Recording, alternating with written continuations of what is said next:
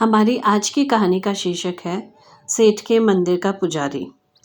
एक समय की बात है, एक गांव में एक बहुत बड़ा सेठ रहता था।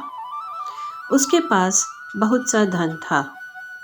वह अपने इस धन का सदुपयोग समय समय पर अनेक धार्मिक कार्य करके किया करता था।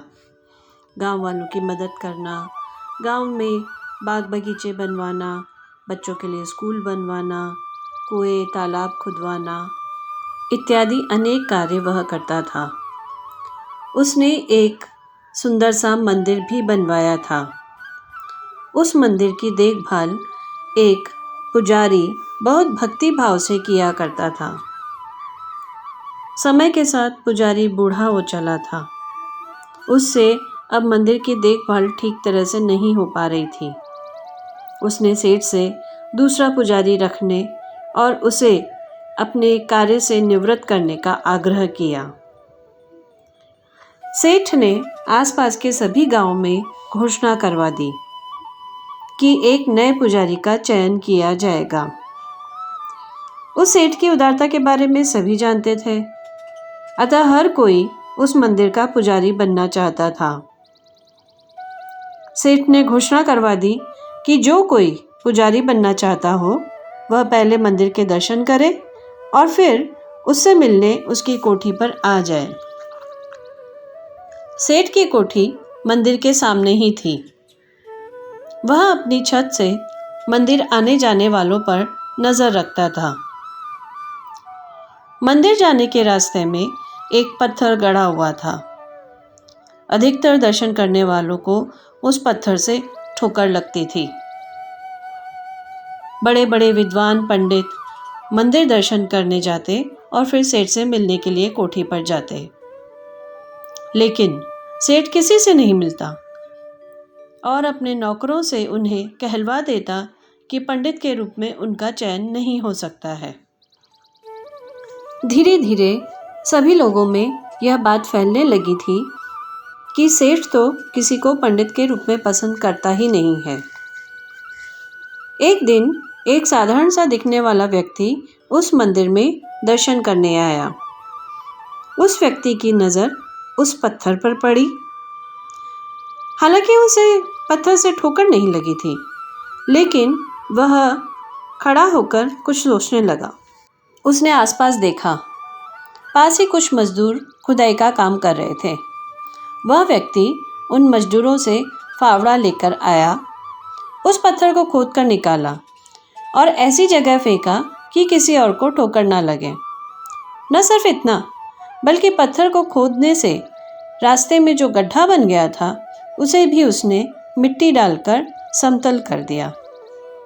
अब उसने फावड़ा मजदूरों को लौटाकर मंदिर दर्शन के लिए गया। सेठ अपने घर की छत से यह सब देख रहा था। उसने अपने नौकरों को उस व्यक्ति को बुलाने के लिए भेजा। जब वह व्यक्ति मंदिर दर्शन करके वापस लौट रहा था, तभी नौकरों ने उसे रोक लिया और सेठ के पास लेकर गए। सेठ ने उससे पूछा, क्या तुम मंदिर के पुजारी बनोगे? उस व्यक्ति ने हाथ जोड़कर कहा, क्यों उपहास करते हो सेठ जी? मैं बहुत ही साधारण व्यक्ति हूँ और बहुत कम पढ़ा लिखा हूँ।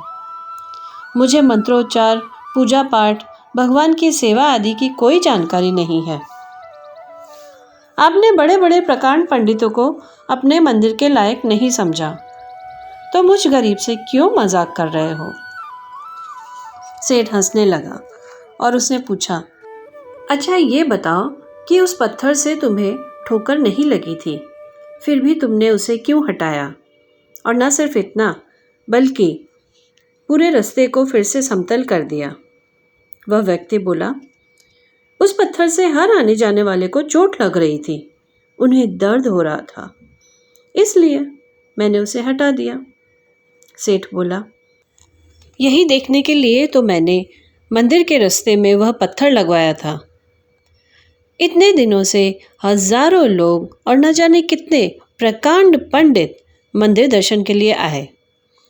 उनमें से लगभग सभी को इस पत्थर से ठोकर लगी, लेकिन किसी ने भी उसे निकालने के बारे में नहीं सोचा। तुम्हें ठोकर नहीं लगी? फिर भी तुमने उसे निकाल कर रास्ता ठीक किया, और यही बात तुम्हें मंदिर के पुजारी बनने के लायक बनाती है। जहाँ तक पंडित के ज्ञान की बात है, तो वह तुम्हें पुराने पुजारी धीरे धीरे सब सिखा देंगे, लेकिन परोपकार की यह भावना उन प्रकांड पंडितों को किसी भी विद्यालय में भेजकर मैं नहीं सिखा पाऊंगा। तो फ्रेंड्स, देखा आपने, हम कहीं भी हों, कुछ भी कर रहे हों, लेकिन मन में दया का भाव, परोपकार का भाव, दूसरों के लिए अच्छा करने की इच्छा ज़रूर होनी चाहिए। अच्छे स्कूल, कॉलेज आपको ऊंची से ऊंची विद्या तो दे सकते हैं, लेकिन आपको अच्छा इंसान अपने आप ही बनना होता है। यह गुण आपके अंदर होना चाहिए। धन्यवाद।